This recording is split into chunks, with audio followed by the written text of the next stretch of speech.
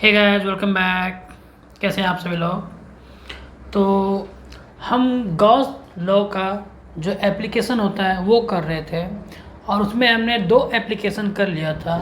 पहला जो था एक इनफाइनाइट लाइन चार्ज के कारण इलेक्ट्रिक फील्ड फाइंड करना और दूसरा था एक इनफाइनाइट सीट के कारण इलेक्ट्रिक फील्ड फाइंड करना। वो दोनों हम लोग कर लिए थे और यहाँ पे हम देख पा रहे हैं कि जब हम लीनियर चार्ज डेंसिटी का एप्लीकेशन कर रहे थे तो वहाँ पे इनफाइनाइट लाइन चार्ज आया था और जब हमने सरफेस चार्ज डेंसिटी का एप्लीकेशन कर रहे थे तो उसमें एक इनफाइनाइट सीट के कारण हम लोग किए थे। तो उसी का एक दूसरा ये सरफेस चार्ज डेंसिटी का ही दूसरा केस है या भी बोल सकते हैं कि दूसरा कॉन्फ़िगरेशन है जिसमें एक स्फेयर आता है, एक होलो स्फेयर आता है और उस होलो स्फेयर के सरफेस में चार्ज को डिस्ट्रीब्यूट कर दिए। तो अब उसके कारण हम इलेक्ट्रिक फील्ड निकालेंगे और इसको हम गॉस थ्योरम के लॉ से ही करेंगे क्योंकि ये गॉस थ्योरम के यूज से ही निकलता है। अगर आप ऐसे जनरल मेथड से निकालना चाहोगे तो आप नहीं निकाल पाओगे, बहुत ही ज़्यादा टीडियस और बहुत ही ज़्यादा कॉम्प्लेक्स हो जाता है। तो इसको हम गॉस थ्योरम को यूज करके ही निकालते हैं, ठीक है। तो आज का हमारा जो टॉपिक है वो यही है, ई ड्यू टू होलोस्फेयर। तो इलेक्ट्रिक फील्ड निकालेंगे हम होलोस्फेयर के कारण। ये एक होलोस्फेयर है और इसका रेडियस हमने आर मान रखा है, ठीक है। इसका जो रेडियस है, होलोस्फेयर का मतलब है एक फुटबॉल।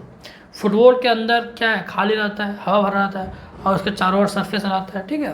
तो इसी तरह ये क्या एक होलोस्फेयर है जिसका रेडियस आर है और इस पर जो चार्ज डिस्ट्रीब्यूटेड है, मतलब जो बटा हुआ है चार्ज, वो क्या है, यूनिफॉर्मली है।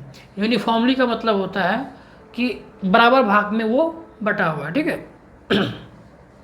तो और ये टोटल चार्ज जो है वो क्यू है, टोटल चार्ज जो है इसमें वो है क्यू और उसी चीज़ को मैंने यहाँ पे दो लाइन में लिखा है, ठीक है। तो चलिए अब हम क्या करते हैं, अब हम कैलकुलेशन करते हैं इलेक्ट्रिक फील्ड का। तो हम यहाँ पे क्या यूज करेंगे, गॉस लॉ। और जब हम गॉस लॉ यूज करेंगे तो हमें पता है गॉस लॉ क्या होता है। तो गॉस लॉ जो होता है वो होता है हमारा phi equal to Q enclosed by epsilon naught, ठीक है। ये होता है हमारा फ्लक्स गॉस थ्योरम से, ठीक है। लेकिन हमें क्या निकालना है, इलेक्ट्रिक फील्ड। तो इलेक्ट्रिक फील्ड इस फॉर्मूले में है नहीं, तो जो इसका दूसरा फॉर्मूला होता है वो हम लिखेंगे यहाँ पे। और वो क्या होता है, वो होता है हमारा integration close surface of E dot D A equal to Q enclosed by epsilon naught, ये होता है। चलिए मैं यहाँ पे इसको एक काम करता हूँ, इसको वेक्टर फॉर्म में ना लिख के मैं इसको डायरेक्ट मैग्नीट्यूड की फॉर्म में लिखता हूँ, ठीक है। तो इसको मैं यहाँ पे वेक्टर का साइन मिटाता हूँ और डायरेक्ट मैं यहाँ पे कर रहा हूँ कॉस थीटा, ठीक है। देखिए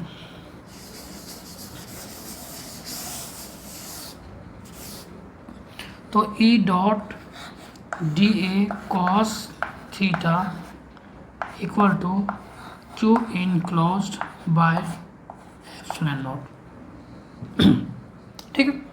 अब यहाँ पे देखिए हमारा ई है और यहाँ पे क्यू इनक्लोज्ड है। थीटा में निकालना होगा तो हमें यहाँ से क्या निकालना है, इलेक्ट्रिक फील्ड निकालना है, ये ई। तो यहाँ से इलेक्ट्रिक फील्ड निकालने के लिए क्या करना होगा, इस ई को बाहर करना होगा इंटीग्रेशन से, और इंटीग्रेशन से हम इलेक्ट्रिक फील्ड यानी ई को बाहर कर रहे हैं। तो यहाँ पे हमें क्या है, ई को कांस्टेंट बनाना होगा। इलेक्ट्रिक फील्ड जो है वो क्या है, कांस्टेंट बनाना होगा, ठीक है। और वो कांस्टेंट कैसे बनेगा, जब हमारा ये जो डिस्ट्रीब्यूशन है, ये डिस्ट्रीब्यूशन है वो यूनिफॉर्म रहेगा, ठीक है। जब ये डिस्ट्रीब्यूशन यूनिफॉर्म रहेगा तो हमारा जो ई है वो ऑटोमेटिक क्या बन जाएगा, कांस्टेंट बन जाएगा और उस केस में हम क्या कर सकते हैं, ई को बाहर कर सकते हैं, ठीक है। और दूसरा यहाँ पे हम क्यू इनक्लोज निकालेंगे कि जो भी हम जिस पॉइंट पर निकाल रहे हैं उस पॉइंट से हम एक गॉसियन सरफेस ड्रॉ करेंगे और उसके अंदर टोटल कितना चार्ज इनक्लोज है वो हम निकालेंगे, ठीक है। तो अब चलिए हम लोग स्टेप्स करते हैं, ठीक है। तो सबसे पहले हम यहाँ पे क्या करें, देखिए जब इलेक्ट्रिक फील्ड निकालेंगे इस कॉन्फ़िगरेशन के कारण वो हम निकालेंगे दो रीजन में। पहला सरफेस के ये जो सेल है, जो फुटबॉल है उसके अंदर, और जो सेल है यानी इस फुटबॉल के बाहर, इस रीजन में और इस रीजन में। ठीक है, तो मैं सबसे पहले क्या करता हूँ, मैं निकालता हूँ सबसे पहले बाहर। ठीक है, मैं सबसे पहले क्या करता हूँ, बाहर। तो मैं यहाँ पे ले रहा हूँ केस 1, इसी को मैं बना दे रहा हूँ केस 1। ठीक है, यानी इनसाइड, इनसाइड सॉरी आउटसाइड निकाल रहे हैं ना, तो आउटसाइड।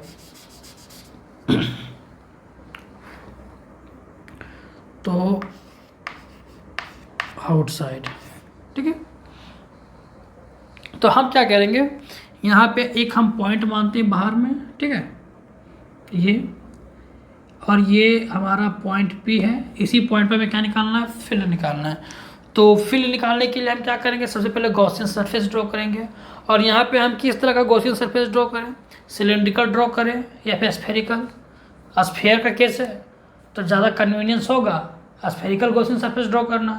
तो हम यहाँ पे क्या करेंगे, स्फेरिकल गॉसियन सरफेस को ड्रॉ करेंगे। ठीक है, और वो कैसा होगा, जिस पॉइंट पर इलेक्ट्रिक फील्ड निकाल रहे हैं उस फील्ड से पास होना चाहिए। तो ये देखिए, ये हमारा जो गॉसियन सरफेस है ऐसे ड्रॉ होगा।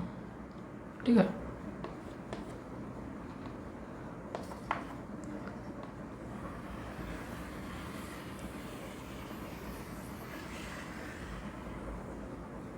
ठीक है, तो ये उतना अच्छा से बना नहीं, पर कोई दिक्कत नहीं, जैसा बना। लेकिन थोड़ा मैं इसको करेक्ट थोड़ा सा कर देता हूँ।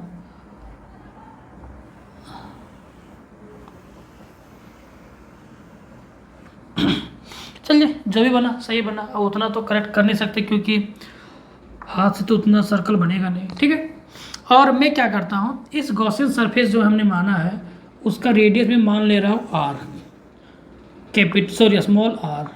कैपिटल आर मैंने माना है इस सेल का।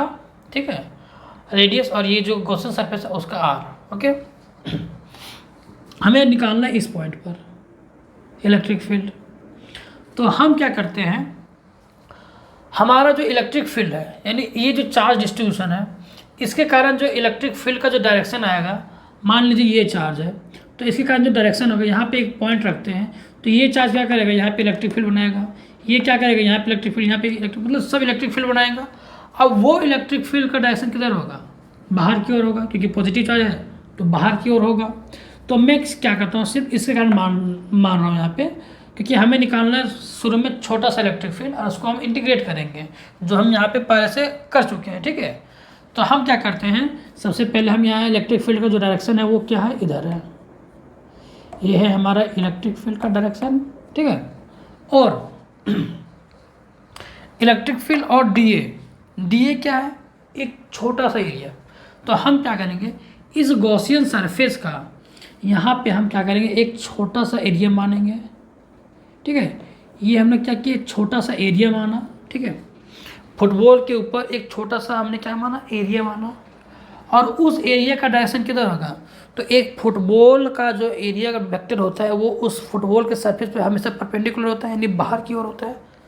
तो हम यहाँ पे इस पॉइंट पर ले रहे हैं, तो इस पॉइंट पर जो एरिया वेक्टर का डायरेक्शन होगा यानी इधर होगा, DA। ओके, तो हम यहाँ पे देख पा रहे हैं कि जो हमारा DA है और हमारा E है, ये E है और ये D है, दोनों का जो डायरेक्शन है वो सेम है। अब कहीं पे भी ले लीजिए, इस पॉइंट पे ले लीजिए तो इलेक्ट्रिक फील्ड इधर होगा और यहाँ का एरिया वेक्टर इधर होगा। इस पॉइंट पे लीजिए तो इलेक्ट्रिक फील्ड का डायरेक्शन इधर होगा, एरिया वेक्टर का डायरेक्शन इधर होगा। मतलब आप कहीं भी ले लीजिए, आपको इलेक्ट्रिक फील्ड यानी इस सरफेस पे मैं बात कर रहा हूँ, सिर्फ इस सरफेस पर जो गॉसियन सरफेस हमने ड्रॉ किया है, इस सरफेस पर क्या होगा कि इलेक्ट्रिक फील्ड और जो एरिया वेक्टर यानी डी है, छोटा सा एरिया, उसके बीच का डायरेक्शन जो है वो क्या होगा, जीरो होगा, क्योंकि सेम है। और थीटा यहाँ पे जीरो है, थीटा जो है जो जीरो है, तो हमारा ये टर्म क्या हो जाएगा, थीटा हमारा जीरो हो गया ना यहाँ पे, क्योंकि सेम डायरेक्शन है। तो यहाँ पे हमारा थीटा जो है वो क्या है, 0 डिग्री। अब थीटा 0 हो गया तो हमारे यहाँ क्या हो गया, E.D है, बस ये 0 हो गया, यानी cos 0 क्या होता है, 1। ओके, और क्यू इनक्लोज देखिए, क्यू इनक्लोज क्या है, मतलब इस गॉसियन सरफेस के अंदर टोटल कितना चार्ज इनक्लोज है। तो हम यहाँ पे देख पा रहे हैं कि इस गॉसियन सरफेस के अंदर पूरा का पूरा जो स्फेरिकल सेल है मतलब जो हमारा फुटबॉल है जिसके ऊपर चार्ज डाले हमने, वो पूरा का पूरा फुटबॉल उस गॉसियन सरफेस के अंदर आ जा रहा है। तो इसके अंदर ये सारा फुटबॉल आ जा रहा है और इस फुटबॉल के ऊपर जो चार्ज है वो क्यू है। तो इस गॉसियन सरफेस के अंदर जो टोटल इनक्लोज चार्ज है, बंद चार्ज है, वो क्या है, क्यू है, क्योंकि पूरा बंद कर दे रहा है। तो यहाँ पे जो टोटल क्यू इनक्लोज होगा वो क्या हो जाएगा, क्यू। तो ये हो गया क्यू बाय नीचे एप्सिलॉन नॉट कांस्टेंट है, वो तो बाहर वो तो रहेगा ही। ओके, अब मैंने क्या बोला था कि इस सरफेस पे आप कहीं भी देखिए आपको इलेक्ट्रिक फील्ड सेम मिलेगा। क्यों? क्योंकि यहाँ से पॉइंट से अगर देखिए सेंटर से, तो आपको ये देखिए मैंने यहाँ पे ये टेढ़ा बना है ज़रूर, लेकिन ये क्या है, एक परफेक्ट क्या है, स्फेयर है चारों तरफ से।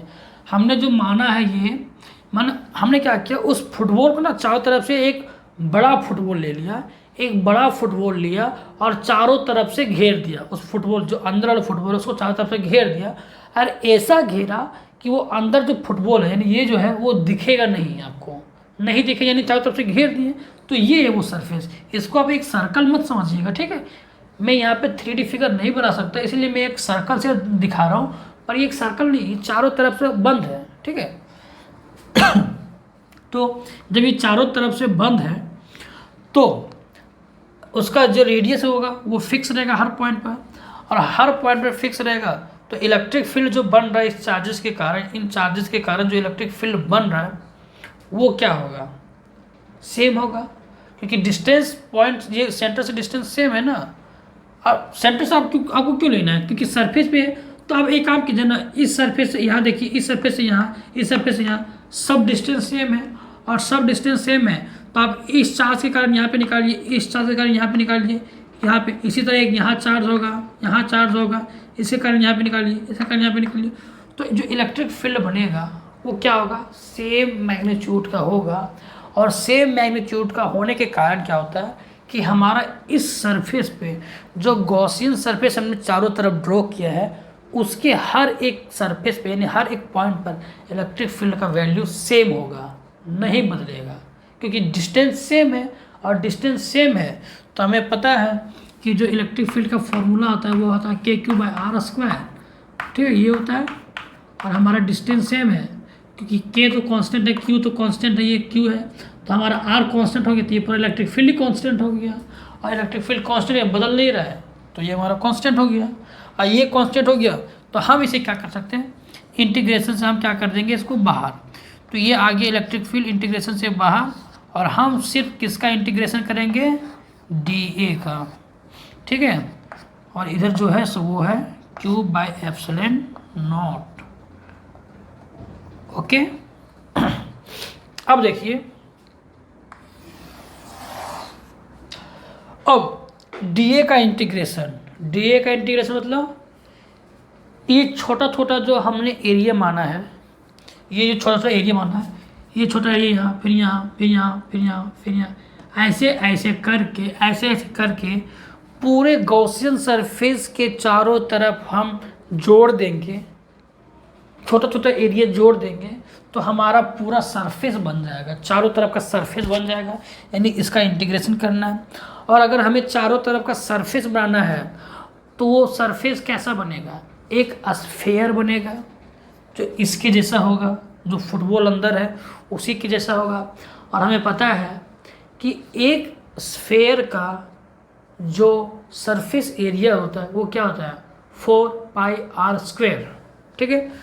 तो ये हो जाएगा 4πr², ठीक है। मैं यहाँ पे डायरेक्ट लिख रहा हूँ, BSc में आपको ये निकालना पड़ता है कि 4πr² कैसे आ रहा है, वहाँ पे वो निकालना पड़ता है, लेकिन यहाँ पे आपको नहीं निकालना, क्योंकि ये छोटे छोटे एरिया हम जोड़ेंगे तो पूरा एक स्फेयर बनेगा। और पूरा स्फेयर बनेगा तो उसका जो सरफेस एरिया होता है वो हमें पता है, और वो क्या होता है 4πr²। तो मैं यहाँ पे ना एक लाइन और बढ़ा दे रहा हूँ। मैं क्या करता हूँ, इसको ना E.A कर देता हूँ, क्योंकि ये dA का पूरा सरफेस एरिया यानी चारों तरफ का पूरा एरिया A हो जाता है, equal to Q enclose by epsilon naught.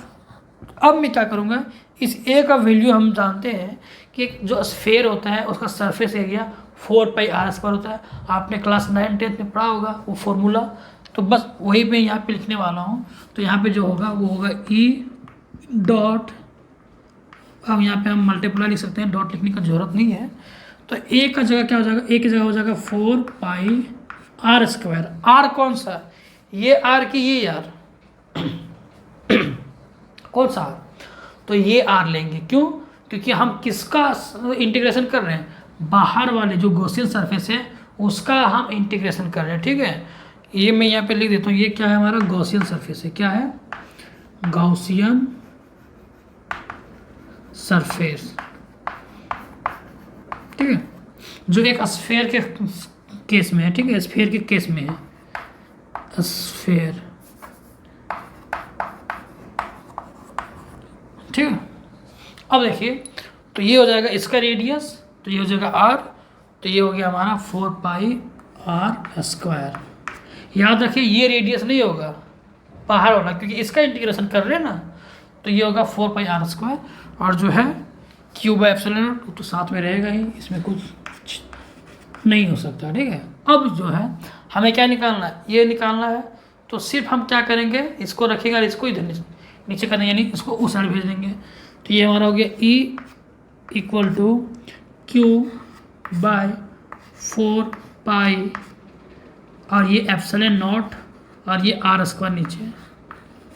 अब देखिए 4πε0 यानी 1/4πε0, 1/4πε0, इसको मैं क्या लिख सकता हूँ, k। तो ये हो गया हमारा E = kq/r²। यही है हमारा इलेक्ट्रिक फील्ड एक स्फेयर के कारण। इसको अगर वेक्टर फॉर्म में लिखें तो ये ऐसा हो जाएगा हमारा E = kq/r², और यहाँ पे हम एक यूनिट वेक्टर लगा देंगे जिसको हम बोलते हैं r²। ठीक है, यहाँ पे हम इसको क्या बोलेंगे कि इलेक्ट्रिक फील्ड का डायरेक्शन इधर जा रहा है, तो इसको हम बोल देंगे r²। क्या बोल देंगे, r²। अब ये r² इसलिए बोलते हैं क्योंकि हम जानते हैं कि हमारा स्फेयर में हम यहाँ पे ना ये डिफाइन नहीं कर सकते, इस तरह का जो कार्टेशियन कोऑर्डिनेट सिस्टम होता है ना, x - y और y ऐसे, ये हम डिफाइन नहीं कर सकते। क्यों, इसलिए हम नहीं कर सकते क्योंकि यहाँ पे ना हमारा जो इस डायरेक्शन पर जाएगा तो हमारा r इधर हो जाएगा, यहाँ जाएगा तो r इधर हो जाएगा, यहाँ जाएगा तो r इधर हो जाएगा, यानी रेडियस इधर हो जाएगा। तो ये हमारा r ना हर जगह पर चेंज होता है। तो आप जब BSc में जाओगे ना तो आप ये r वेक्टर के बारे में पढ़ोगे। ये r जो यूनिट वेक्टर है, यानी r² जो है वो एक यूनिट वेक्टर है, जिसको ये स्फेरिकल कोऑर्डिनेट सिस्टम, जैसे हम लोग पढ़ते हैं ना कार्टेशियन कोऑर्डिनेट सिस्टम, जिसमें x axis, y axis, z axis, तो उसमें x∩, y∩, एंड z∩, या फिर जिसको बोलते हैं i∩, j∩, एंड k∩, जो हमारा यूनिट वेक्टर होता है कार्टेशियन कोऑर्डिनेट सिस्टम में। लेकिन यहाँ पे क्या होता है कि ये हमारा स्फेरिकल कोऑर्डिनेट सिस्टम है। तो स्फेरिकल कोऑर्डिनेट सिस्टम में क्या होता है कि हमारा जो यूनिट वेक्टर होता है वो होता है r∩, θ∩, एंड φ∩, जो आप पढ़ेंगे आगे जाके BSc में। ठीक है, तो यहाँ पे आप सिर्फ इसको ये याद रखना है कि ये यहाँ पे r∩ एक यूनिट वेक्टर है। आप यहाँ पे इसको r∩ ना लिख के आप यहाँ पे आप लिख सकते हैं n∩, ऐसे n∩, सिंपली n∩ भी लिख सकते हैं, जो यूनिट वेक्टर, जो मतलब एक यूनिट वेक्टर को बता रहा है, सिर्फ डायरेक्शन को बता रहा है और कुछ नहीं। तो अभी आपको इस पर ध्यान ज़्यादा देना नहीं है क्योंकि ये सिर्फ एक यूनिट वेक्टर है और कुछ नहीं। ठीक है, तो ये हमारा हो गया रिक्वायर्ड एक्सप्रेशन, यही है हमारा इलेक्ट्रिक फील्ड।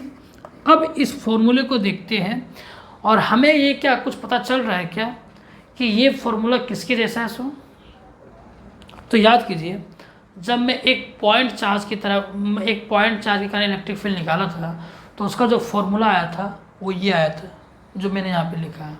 ठीक है, इसका मतलब कि अगर आप एक पॉइंट चार्ज के कारण इलेक्ट्रिक फील्ड निकालिए किसी पॉइंट पर, और एक स्फेयर के कारण, एक स्फेयर जो सेल है यानी अंदर से खोखला है, उसी कारण उसी पॉइंट पर निकालिए, आपको वैल्यू सेम मिलेगा। वैल्यू क्या मिलेगा, सेम मिलेगा। इसका मतलब आप कह सकते हैं कि सारा चार्ज जो है वो इसके सेंटर में जो स्फेयर है, जो फुटबॉल है, उसके सेंटर पे सारा चार्ज क्या है, कंसंट्रेटेड है, मतलब वहीं पे सब रखा हुआ है, यहीं पे, ठीक है।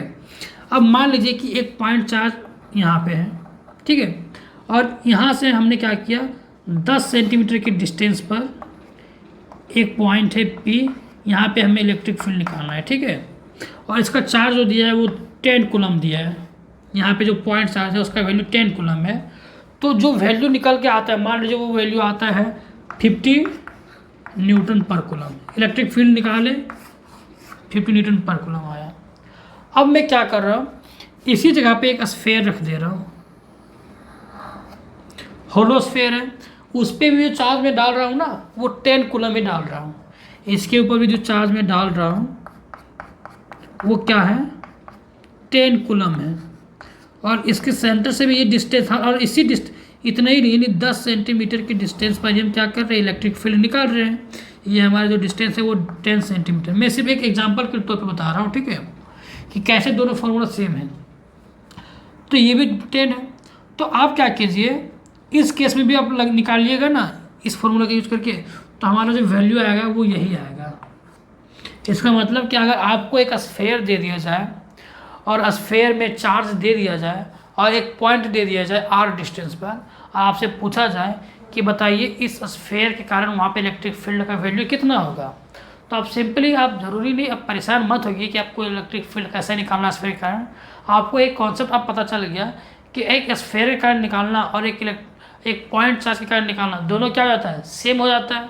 तो आप क्या कीजिए, सिंपली ये जो पॉइंट चार्ज का जो फॉर्मूला होता है वो लगाइए, और इसमें आपका Q का वैल्यू दिया रहेगा, R का वैल्यू तो आपको दिया रहेगा कितना दूर पे निकालना है, और K का तो आपको पता ही है कांस्टेंट। बस आप सॉल्व कीजिए, आपका वैल्यू आ जाएगा और वही आपका आंसर होगा। तो आप इसके कारण निकालिए या फिर इसके कारण निकालिए, दोनों का वैल्यू सेम आएगा। क्यों? क्योंकि फॉर्मूला सेम आ रहा है, फॉर्मूला क्या आ रहा है, दोनों के केस में सेम आ रहा है। तो आप जैसे निकालिए, तो ये आपको दिख रहा है कि एक स्फेयर के कारण जो इलेक्ट्रिक फील्ड होता है वो एक पॉइंट चार्ज के कारण सेम हो जाता है। हाँ, वो पॉइंट चार्ज क्या होना चाहिए, सेंटर पे होना चाहिए, उस स्फेयर के सेंटर में होना चाहिए, ठीक है। तो चलिए, अब ये तो हुआ पहला केस जो बाहर था। अब अंदर, अगर इस पॉइंट को मैं अंदर रख दूँ, यानी स्फेयर यानी फुटबॉल जो है उसके अंदर कोई पॉइंट है वहाँ पे निकालो, तब कितना होगा। तो अब हम लोग अंदर वाला केस देखते हैं, ठीक है। तो चलिए अब उसको करते हैं। हे गाइस, तो चलिए अब देखते हैं दूसरा केस, जिसमें हम क्या करेंगे, अब पॉइंट को बाहर ना लेके अब अंदर लेंगे। मान लीजिए कि मैंने क्या किया, पॉइंट को ना इस फुटबॉल के अंदर किसी एक पॉइंट यहाँ मैंने ले लिया, ठीक है। तो अब मैं यहाँ पे निकालना चाहता हूँ कि इलेक्ट्रिक फील्ड कितना होगा, ओके। तो वही केस, सेम तरीका हम लोग अपनाएंगे। क्या करेंगे कि इस पॉइंट से हम एक गॉसियन सरफेस ड्रॉ करेंगे, ठीक है। तो हमने क्या किया, एक गॉसियन सरफेस ड्रॉ किया, ठीक है। अब ये सर्कल मुझसे अच्छा बनता नहीं है, खैर जो भी है कोई दिक्कत नहीं, समझने से मतलब है। अगर मेरे पास रहता बनाने के लिए तो मैं ज़रूर बनाता। ये जो मैंने बाहर वाला बनाया वो मैंने थाले से बनाया, अपने घर में जो थाले था उससे बनाया हूँ, ठीक है। तो कोई दिक्कत नहीं, समझिए सिर्फ। तो ये इसका रेडियस जो वो R है, ठीक है। याद रखिए, कैपिटल R जो रेडियस है वो बड़ा जो स्फेयर है, यानी जो फुटबॉल है जिस पे चार्ज डिस्ट्रीब्यूट है, सेल है, उसका है। और जो मैंने गॉसियन सरफेस ड्रॉ किया है उसका जो रेडियस है वो क्या है, स्मॉल r।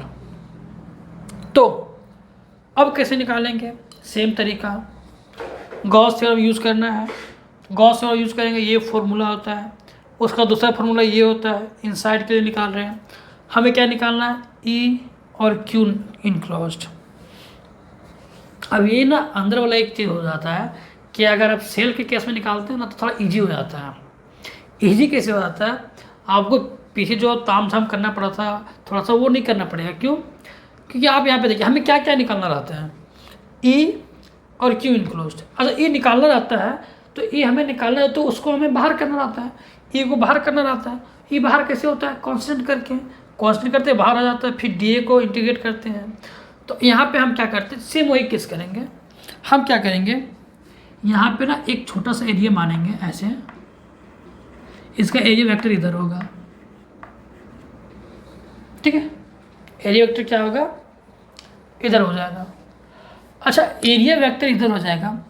अब इलेक्ट्रिक फील्ड का वेक्टर मतलब इलेक्ट्रिक फील्ड का किधर हो जाएगा, इलेक्ट्रिक फील्ड का जो डायरेक्शन है, एरिया वेक्टर तो चलिए इधर हो गया, क्योंकि यहाँ पे हमेशा वो परपेंडिकुलर होता है, नॉर्मल होता है सरफेस पे, एक सरफेस है उसके नॉर्मल होता है हर तरफ से, ठीक है, कोई दिक्कत नहीं। इलेक्ट्रिक फील्ड यहाँ पे क्या हो जाएगा, तो यहाँ पे देखिए, तो अगर ये मैं चार्ज लूँ तो इसे का इलेक्ट्रिक फील्ड इधर हो जाएगा, क्या हो जाएगा, इधर हो जाएगा। ओके, चलिए कोई दिक्कत नहीं। इलेक्ट्रिक फील्ड इसके कारण क्या हो गया, इधर हो गया, ये हो गया हमारा ई और ये हो गया हमारा डी है।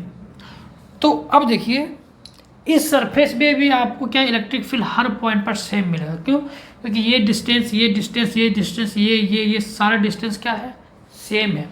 और डिस्टेंस जब सेम है तो इलेक्ट्रिक फील्ड का जो वैल्यू है इसके कारण यहाँ पे वो सेम आएगा, क्या आएगा, सेम आएगा।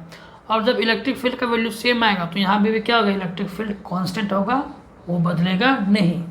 अब जब बदलेगा नहीं तो इसको ये हो गया कांस्टेंट, इसको बाहर कीजिए और थीटा क्या हो गया, 180 हो गया। और जब थीटा 180 आ गया तो फिर क्या हो जाएगा, cos 180 हो जाता है -1, तो ये हो जाएगा हमारा -1 और माइनस को हम कर देंगे बाहर, ठीक है, इनटू डी ए और क्यू इनक्लोज। देखिए भी ट्विस्ट कहाँ पे आएगा सो, ठीक है। अब डी ए हो गया हमारा, इसका छोटा छोटा डी ए जोड़ेंगे पूरा बनेगा। और ये जो क्वेश्चन सरफेस है इसका हमारा क्या बन जाएगा, एरिया बन जाएगा, सरफेस एरिया, वो हमारा क्या हो जाएगा, ए, जिसको हम बोलते हैं 4πr², यानी 4π और छोटा वाला r है उसका रेडियस का स्क्वायर, यानी इसको हम लिख सकते हैं -e इंटू ए। इसके बाद मैं क्या लिख सकता हूँ, 4πr² इक्वल टू, अब देखिए क्यों इनक्लोज कितना होगा, यहीं पे है वो कॉन्सेप्ट, और यही क्या करता है, पूरा आसान कर देता है इस केस को। देखिए, और इससे क्या होगा कि आपको ये फॉर्मूला रटना भी नहीं पड़ेगा, याद करने नहीं है। देखिए क्या होगा, क्यों इनक्लोज क्या हो जाएगा, इस गॉसियन सरफेस के अंदर, ये जो गॉसियन सरफेस है, ये जो गॉसियन सरफेस है, इस गॉसियन सरफेस के अंदर कितना चार्ज बंद है, तो आंसर है 0 चार्ज बंद है। क्यों, चार्ज कहाँ पे है, फुटबॉल है, फुटबॉल के सरफेस पे चार्ज है, अंदर नहीं है। अभी हम दूसरा केस पढ़ेंगे, सॉलिड स्फीयर, तो अंदर चार्ज रहेगा, पर ये होलो स्फीयर है। तो होलो स्फीयर में क्या होता है कि सरफेस में चार्जेस होते हैं, और सरफेस में चार्जेस हैं, और हम फील्ड निकाल रहे हैं उस सरफेस के अंदर। और वहाँ पे हम क्या किए, एक छोटा सा गॉसियन सरफेस बनाए, मतलब कि एक छोटा सा इसी तरह का एक छोटा सा स्फीयर बना दिए अंदर, जो उस पॉइंट से पास कर रहा है, ठीक है। और उस छोटे से सरफेस के अंदर कितना चार्ज है, तो कोई चार्ज नहीं है, क्योंकि सारा चार्ज तो बाहर है। अब कोई चार्ज नहीं है, यानी क्यू इनक्लोज्ड क्या है, 0। अब क्यू इनक्लोज्ड हो गया 0, तो 0 बटा कुछ भी हो जाएगा 0, दैट मीन्स ये हो गया 0। अब ये हो गया 0, तो इसको आप इधर भेजिए चाहे इसको इधर भेजिए, ई का वैल्यू क्या हो गया, 0। तो हमारा जो इलेक्ट्रिक फील्ड आता है वेक्टर फॉर्म में ही लिख देते हैं, कोई दिक्कत नहीं है, 0। बस यही था हमारा केस। इनसाइड क्या होता है, इलेक्ट्रिक फील्ड 0 हो जाता है, बस सिंपल सा। कैसे 0 हो गया, अंदर चार्ज ही नहीं है, और जब अंदर चार्ज ही नहीं है तो 0। तो हमें ये सब ताम झाम करने का जरूरत भी नहीं पड़ेगा कि ई इंटू ए निकालो, ये जो सब नहीं, क्यों इनक्लोज 0, बस इतने ही में कर दो आंसर 0। ऐसे लिखना था, ई डॉट डी ए बराबर Q enclosed by epsilon not. कोई जरूरत नहीं इसको आप इंटीग्रेट करने में, सीधा क्यू इनक्लोज 0 भैया, ई हो जाएगा 0, बस हो गया।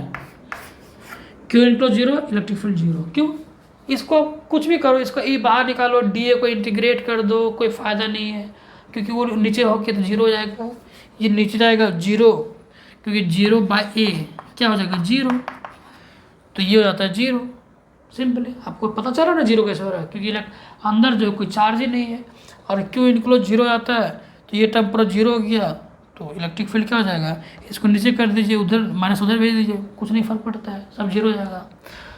तो एक होलो स्फीयर के कारण बाहर जो इलेक्ट्रिक फील्ड होता है वो होता है एक पॉइंट चार्ज के कारण जो इलेक्ट्रिक फील्ड होता है उसका वैल्यू होता है यानी KQ/R², और अंदर जो होता है वो होता है 0।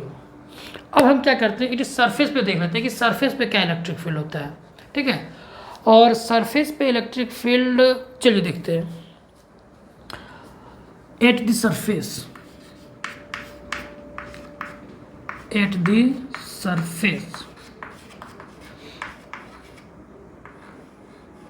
ठीक है। अब हमारा जो इलेक्ट्रिक फील्ड का फॉर्मूला आया था बाहर के केस में वो क्या आया था, जब बाहर था तो ये हमारा आया था इलेक्ट्रिक फील्ड E = KQ/R², यही आया था। अब हम पॉइंट को यहाँ पे पहले रखे थे, अब पॉइंट आ गया हमारा यहाँ पे, ये सरफेस पे, ठीक है। आप निकाल सकते हो, सेम प्रोसेस करोगे निकल जाएगा, पर उतना क्यों करें, हमें सिर्फ क्या चेंज करना है, सिर्फ ये R को चेंज करना है।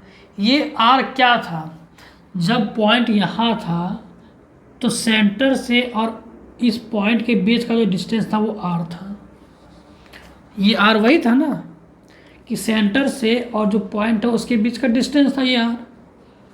अब ये पॉइंट उठ के कहाँ आ गया, इसके सरफेस पे, फुटबॉल की सरफेस पे ही आ गया वो, तो फुटबॉल के सरफेस पे ही जब आ गया तो ये R क्या हो गया, ये R अब हो गया इस R के बराबर, यानी कैपिटल R के बराबर। R जो है वो हो गया कैपिटल R के बराबर। अब कैपिटल R के बराबर आ गया तो बस ये यहाँ पे रख दीजिए, यानी E = क्या हो गया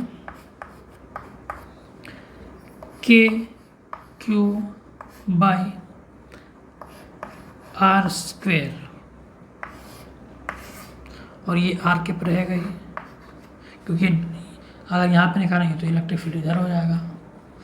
तो ये हो गया हमारा इलेक्ट्रिक फील्ड सरफेस में, कुछ चेंजेस नहीं, सिर्फ छोटा सा चेंज, ये R की जगह ये R आ गया, यानी जो स्मॉल r था अब वो आ गया कैपिटल R, बस और कुछ नहीं। अब देखिए, अब यहाँ पे थोड़ा सा समझिए, K कांस्टेंट पहले से है, Q हम पहले से कांस्टेंट करके रखे, हम चार्ज और दे नहीं रहे उस फुटबॉल पे, और चार्ज हम दे नहीं रहे, तो ये पहले से कांस्टेंट है। और ये R तो कांस्टेंट है ही, क्योंकि फुटबॉल जब बनाएंगे हम, जो भी हम स्फेरिकल सेल बनाएंगे वो तो एक फिक्स रेडियस का रहेगा, तो रेडियस फिक्स हो जाएगा। अगर हम बाहर देखें तो इस पॉइंट पर अलग होगा, इस पॉइंट पर वैल्यू अलग होगा, इस पॉइंट पर वैल्यू अलग होगा, इस पॉइंट पर वैल्यू अलग होगा, क्योंकि हमारा R जो है वो चेंज हो रहा है। R चेंज होगा तो इलेक्ट्रिक फील्ड चेंज होगा, बदलेगा। पर इस सरफेस पर देखिए ये तो बदल ही नहीं रहा, सारे पॉइंट पर एक ही रहेगा, तो ये हमारा कांस्टेंट है। तो कुल मिला के जो हमारा इलेक्ट्रिक फील्ड निकल के आ रहा है ये सरफेस पे, वो कांस्टेंट है। तो इसको हम कह सकते हैं कि ये क्या है, ये है कांस्टेंट, ठीक है। इसका मतलब आप इलेक्ट्रिक फील्ड का वैल्यू बाहर निकालिए तो वो हो जाता है एक पॉइंट चार्ज की तरह, सेंटर पे निकालिए, सॉरी सरफेस पे निकालिए, कांस्टेंट हो जाता है, ये कांस्टेंट इस वैल्यू से। अंदर निकालिए भैया वो ऐसा कांस्टेंट होता है कि उसका कोई वैल्यू ही नहीं होता, यानी 0, ठीक है। तो ये हो गया हमारा फॉर्मूला, यानी इलेक्ट्रिक फील्ड के कारण जो आता है फॉर्मूला, सॉरी मतलब एक स्फीयर के कारण जो इलेक्ट्रिक फील्ड, जो होलो स्फीयर के कारण जो इलेक्ट्रिक फील्ड का फॉर्मूला आता है अब हम थोड़ा ग्राफ देख लेते हैं कि इलेक्ट्रिक फील्ड का ग्राफ कैसे है, डिस्टेंस, क्योंकि देख रहे हैं यहाँ पे 0 0 0 0 0 0 0, यहाँ पे कांस्टेंट, एकदम कांस्टेंट वैल्यू, और ये मैक्सिमम वैल्यू है। क्यों? क्योंकि जब नीचे जाएगा इलेक्ट्रिक फील्ड, जब बाहर जाएगा तो हम जानते हैं कि जैसे जैसे R बढ़ेगा, ये बढ़ेगा तो ये कम होगा, यानी E कम होगा, यानी जैसे जैसे हम यहाँ से इलेक्ट्रिक फील्ड मतलब यहाँ से पॉइंट बढ़ाते जाएंगे हम बढ़ते जाएंगे तो इलेक्ट्रिक फील्ड का वैल्यू कम होता चला जाएगा। इसका मतलब कि अंदर तो जीरो है, अंदर सब जीरो, यहाँ पे एक कांस्टेंट है और बाहर नीचे घट रहा है। इसका मतलब कि यहाँ पे मैक्सिमम है, सरफेस पे मैक्सिमम है, तभी तो बाहर जाके घट रहा है ना।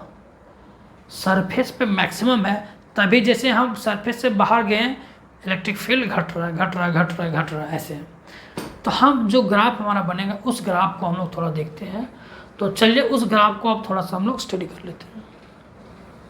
तो चलिए अब देखते हैं ग्राफ को। तो वो ग्राफ कैसे बनता है। तो हमारा ग्राफ जो है, और ये आपके कॉम्पिटिटिव एग्जाम्स में कभी पूछ लिए जाते हैं ये ग्राफ। तो हम क्या कर रहे हैं, इलेक्ट्रिक फील्ड और डिस्टेंस के बीच ग्राफ निकाल रहे हैं। तो हमारा जो एक एक्सिस होगा वो होगा इलेक्ट्रिक फील्ड का स्केल, कहाँ गया स्केल, स्केल स्केल, ये रहा। ये है हमारा एक एक्सेस, ये है हमारा दूसरा एक्सेस, ठीक है। इधर है हमारा आर डिस्टेंस, ठीक है, इधर मैं डिस्टेंस ले रहा हूँ। ये हमारा जीरो है और ये है हमारा इलेक्ट्रिक फील्ड, ठीक है। देखिए मैं यहाँ पे ना कहीं पे ये देखिए जीरो यानी ये सेंटर है, ये सेंटर है, डिस्टेंस बढ़ रहा है। तो यहाँ पे मान लीजिए आर कहीं पे आएगा, मान लीजिए यहाँ पे आ रहा है, यानी ये जो सेंटर डिस्टेंस बड़ा बड़ा बड़ा बड़ा बड़ा, ये सेंटर आ गया, ये सरफेस आ गया। और सरफेस वाला डिस्टेंस कितना आर है, तो ये हो गया हमारा आर। तो मैं ये क्या कर रहा हूँ, यहाँ पे आर लिख रहा हूँ, ओके। फिर यहाँ से ये आगे बढ़ेगा आर, मतलब ये सरफेस है, सरफेस से डिस्टेंस आगे बढ़ रहा है, तो ये वाला डिस्टेंस ये है, ठीक है। ये वाला डिस्टेंस हमारा सेंटर से सरफेस तक है और ये सरफेस है, ठीक है। सेंटर पे बीच में इलेक्ट्रिक फील्ड क्या है, जीरो। तो इलेक्ट्रिक फील्ड जीरो, ठीक है, ओके। अब देखिए सेंटर से जैसे आगे बढ़े आगे बढ़े, सेंटर से आगे बढ़े आगे बढ़े आगे बढ़े, जीरो, अंदर सब जीरो। तो electric field zero zero zero ऐसे जीरो गया। जैसे ही हम सरफेस पे पहुँचे इलेक्ट्रिक फील्ड क्या हो गया, KQ/R², ठीक है। यानी एक कांस्टेंट वैल्यू मिलेगा, एक कुछ वैल्यू मिलेगा। मान लीजिए वो वैल्यू ये है, जो कांस्टेंट वैल्यू आ रहा है इस सरफेस पे, इसको मैं बोल दे रहा ई सरफेस। यानी जो सरफेस पे जो इलेक्ट्रिक फील्ड है, अब इस सरफेस पे इलेक्ट्रिक फील्ड हम निकाल सकते हैं कैसे, क्यों, तो हमारा दिया रहेगा क्वेश्चन में। मतलब जो आप फुटबॉल ले रहे हैं उस पर जो हम कितना चार्ज डाल रहे हैं, उस चार्ज को तो हम जानते हैं पहले से। और आर तो हम जब वो फुटबॉल बनाए हैं तो उसका रेडियस कितना है वो हमको पहले से पता है। तो ये पहले से पता रहेगा तो हम एक वैल्यू निकालेंगे और जो वैल्यू आएगा वो मान लीजिए ये है। तो हमारा जो फील्ड आएगा वो इतना आएगा यहाँ पे, ये सरफेस पे जब डिस्टेंस आर है तो इलेक्ट्रिक फील्ड इतना है, ओके। और जैसे ही हम यहाँ से आगे बढ़ेंगे और बाहर क्या है, बाहर हमारा इलेक्ट्रिक फील्ड जो है वो क्या है, KQ/R²। यानी ये डिस्टेंस के साथ क्या होगा, अब इलेक्ट्रिक फील्ड गिरना शुरू हो जाएगा, यानी कम होना शुरू हो जाएगा। तो जैसे ही आगे बढ़ेंगे इलेक्ट्रिक फील्ड कम होगा। और हमें पता है कि इलेक्ट्रिक फील्ड कम कैसे होता है, उसका जो ग्राफ होता है यानी 1/R²। इलेक्ट्रिक फील्ड जो है वो क्या है, इन्वर्सली डिपेंड कर रहा है 1/R²। यानी ग्राफ क्या है, ऐसे बनेगा। जब 1/R² का ग्राफ कैसे बनता है, 1/R² का ग्राफ ऐसे बनता है, ठीक है, डिक्रीज करता हुआ। तो यहाँ से क्या होगा, ये डिक्रीज करेगा ऐसे, और इन्फिनिटी आर जब इन्फिनिटी चल जाएगा, ये आर जो बाहर वाला इन्फिनिटी चल जाएगा, तो इन्फिनिटी पर क्या होता है, इलेक्ट्रिक फील्ड जीरो हो जाता है। क्योंकि यहाँ पे हम इन्फिनिटी रख देंगे तो कोई भी चीज़ को इन्फिनिटी से डिवाइड करेंगे तो जीरो हो जाएगा। Anything divided by infinity equal to क्या होता है, जीरो। तो ये हमारा इलेक्ट्रिक फील्ड जो है आगे जाके कहीं पे जीरो हो जाएगा, ठीक है। तो बस ये हमारा ग्राफ है। इसको मैं थोड़ा सा ऐसे दिखा देता हूँ डॉट डॉट डॉट लाइन से। मतलब यहाँ पे आप देख पा रहे होंगे कि हमारा इलेक्ट्रिक फील्ड जो है वो डिसकंटिन्यूअस है। डिसकंटिन्यूअस मतलब यहाँ तक जीरो रहा, अचानक से क्या हुआ, सडनली क्या हुआ, इलेक्ट्रिक फील्ड का वैल्यू यहाँ से शुरू हो गया। मतलब ये जो है यहाँ पे डिसकंटिन्यूटी दिखा रहा है। कंटिन्यूटी और डिसकंटिन्यूटी आप लोग पढ़ेंगे कहाँ, जब आप 12th में जाओगे, कंटिन्यूटी एंड डिसकंटिन्यूटी, ठीक है। तो और मैं यहाँ पे थोड़ा सा बता देता हूँ, कंटिन्यूटी और डिसकंटिन्यूटी उसको बोलते हैं। कंटिन्यूटी उसको बोलते हैं, कोई भी ग्राफ कंटिन्यूस तब होता है जब उसको आप बिना पेन या चौक उठाए आप ड्रॉ कर सकते हैं।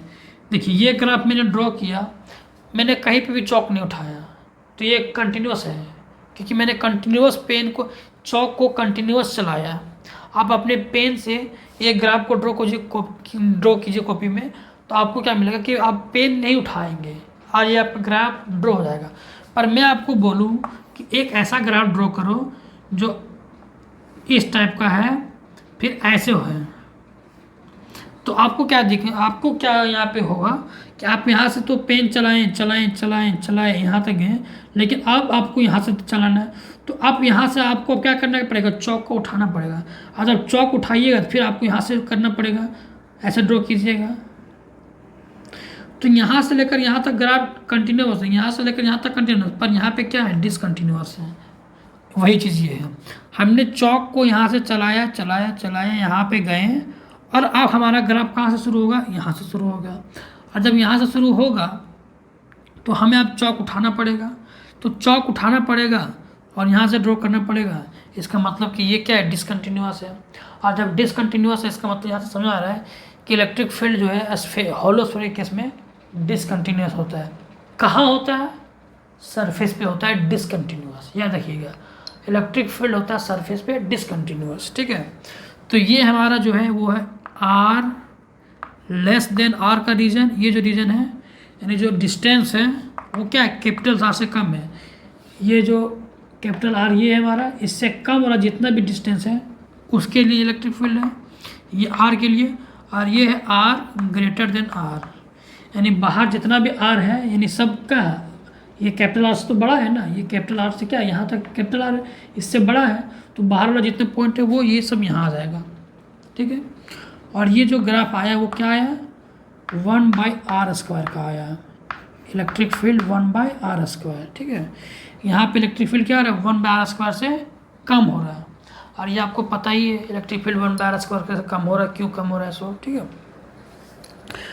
तो ये हो गया हमारा। अच्छा यहाँ भी आप कर सकते हैं कि ये हमने यहाँ तक किया, अब मान लो इधर भी करना है, तो अब मैं यहाँ पे क्या करूँगा, यहाँ पे ना मैं इसको, मैं अगर पॉजिटिव एक्स मान रहा हूँ तो इधर मैं नेगेटिव एक्स मान लूँगा, और ग्राफ को ना मैं इधर ड्रॉ कर दूँगा ऐसे, जैसे मैंने इधर ड्रॉ किया ना वैसे ड्रॉ कर दूँगा इधर।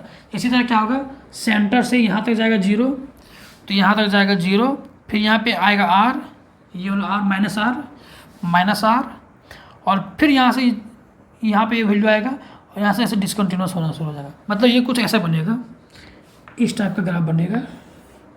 ये आर है और ये माइनस आर है, यानी ये पॉइंट ये वाला है और ये वाला पॉइंट इधर वाला है। तो यहाँ पे मान लीजिए ये सरफेस वाला है, ये सरफेस और ये सरफेस, यानी इस सरफेस। तो यहाँ से क्या होगा, ये ऐसे डिक्रीज करेगा और यहाँ पे ये क्या करेगा, ऐसे डिक्रीज करेगा, ठीक है। तो दोनों तरफ का ग्राफ इस तरह। लेकिन मैं यहाँ पे क्या किया, ये जो ग्राफ बनाया हूँ ना वो सिर्फ उधर साइड के लिए बनाया। अगर आपको आता है एग्जाम में इधर साइड वाला यानी पूरा ग्राफ, तो आप ऐसे बना दीजिए, कोई दिक्कत नहीं। ये भी हमारा ग्राफ है, लेकिन आप, मैं कहूँगा इसी को नोट कीजिए अच्छा से, ठीक है। ये मैंने ऐसे ही बताया, तो मैं इसको थोड़ा साफ कर देता हूँ, ठीक है। आप इसको भी बना सकते हैं, कोई दिक्कत नहीं है।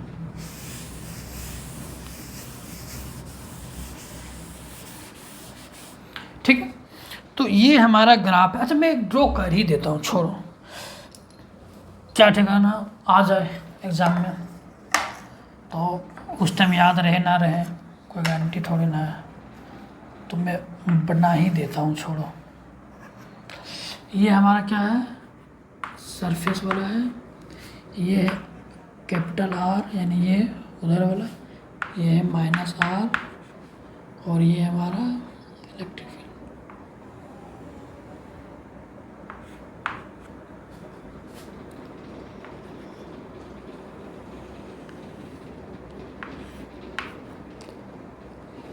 ठीक है, तो ये हुआ हमारा ग्राफ।